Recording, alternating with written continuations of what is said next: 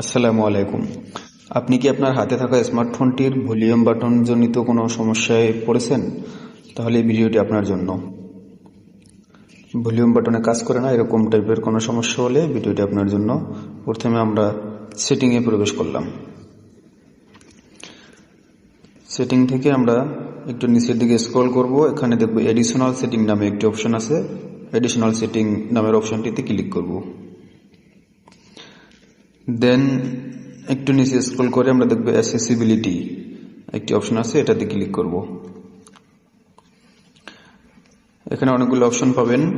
3 নম্বরে accessibility menu অপশনটিতে আমরা ক্লিক করব। দেন অ্যাসেসিবিলিটি মেনু শর্টকাট এই অপশনটি আমরা চালু করে দেব। আমার ফোনে আগে চালু করা ছিল, আবার নতুন করে আমি চালু করে দেখিয়ে দিচ্ছি। চালু করার পরে একটি ইন্টারফেস চালু হবে। এখানে আমরা অ্যালাউতে ক্লিক করব। দেন ওকে দিব এবং এখানে আমাদের একটা শর্টকাট মেনু চালু হবে। এখানে ক্লিক করলে আমরা ভলিউম সহ অন্যান্য অনেকগুলো অপশন আমরা দেখতে পাবো, যেগুলো আমরা ভলিউম বাটন দিয়ে কাজ করে থাকি। স্ক্রিনশট সহ অনেকগুলো আমরা এখানে ভলিউমে ক্লিক করলে আমরা আমাদের ভলিউম ইচ্ছা মতো যে কোনো volume, alarming, notification plus media sound ভলিউমগুলো আমরা এখান থেকে চেঞ্জ করতে পারবো ইজিলি।